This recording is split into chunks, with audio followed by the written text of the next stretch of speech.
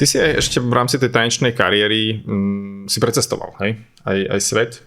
To bolo v koľkých rokoch? To obdobie? Ja by som to dal od tých 14-15, keď som bol prvýkrát majster Slovenska a potom to vyšlo majstrovstvá sveta, či do New Yorku, alebo v Ukrajine, v Ríge. Naďalej som bol v tom New Yorku, alebo na Reunione. Okay. To bolo tiež krásne na pozvanie selektovaných párov, ktoré sa mohli zúčastniť. Rôzne veľké akcie, podujatia plus vystúpenia. Musím pochváliť. Chuck Norris mi podal ruku.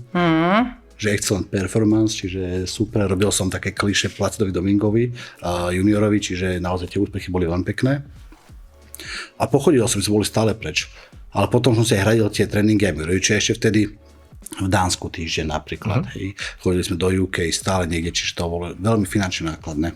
A mal si čas popri tých tréningoch, že trošku spoznávať aj tú krajinu? Ja si pamätám väčšinou tie parkety, alebo že niečo mi tak ostalo, rezonovalo v pamäti, ale nebolo tam iný času. V Páriži som bol možno 4-5 krát a pamätám si len akože tú súťažnú sálu obrovskú a možno dnes som prechodil, že peši niečo aj s partnerkou v tej tanečnou, tak...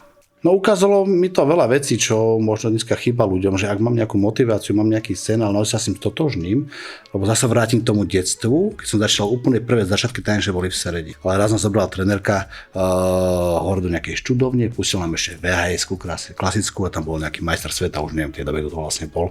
A v tom momente som vedel, že ja chcem byť majster sveta. Som to proste vedel, som sa stal tým a som tým začal proste žiť.